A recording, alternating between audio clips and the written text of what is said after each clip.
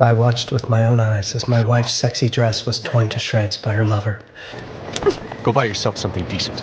She cried and tried to run away. Passers-by's insults hit her like stones, but her lover showed no intention of helping whatsoever. Just as she lay on the bed in despair, I seized the opportunity to offer my wife some comfort, but unexpectedly she fiercely resisted. This played right into my trap. I pretended to get into an argument with my wife. Sure enough, it quickly got my wife's lover's attention. What do you think you're doing? Get out. What? Hey! He forcefully dragged me out the door. He threatened that I could never share a bed with my wife again. Starting tomorrow, you bring us breakfast in the morning, like a good little boy. Bringing them breakfast, for the sake of my carefully laid plan. I pretended to agree to this shameless demand. After a night of passion, my wife and her lover's relationship grew stronger and stronger. On the surface, I played the fool, delivering their breakfast right on time. Now get out of here. Later, they went public with their relationship. I completely lost all status in the house. Even at mealtimes, I had to watch the lover's every mood.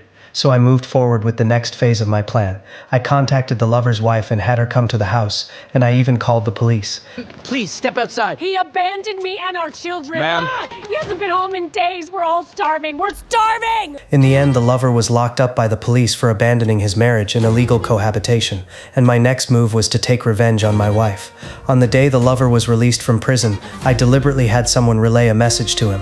I lied that during his time inside, my wife had been constantly fooling around with other men. The lover was predictably furious when he heard this. He immediately arranged to meet my wife. He mocked her as nothing but a loose woman. He even tore her clothes apart right there on the spot.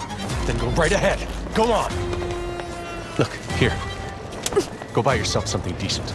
But that still wasn't enough. What I wanted wasn't for them to split up, but for them to go down together. Later, I caught my wife with a new lover. I immediately contacted the former lover. We quietly followed them to the outskirts of town, watching the two of them getting intimate in the car. The former lover's eyes turned red with rage. In a fit of fury, he fired several shots and took them both out. Then he forced me to fire 2 more shots. This played right into my scheme, leaving my fingerprints on the gun. In the end, the former lover was sentenced to life in prison for intentional murder. And because of the fingerprints, I claimed I was coerced, and with credit for turning myself in, I only got 3 years. After my release, I developed a peculiar obsession, hunting down couples on dates in the wilderness. Oh, come on! Start the car! Come on, go!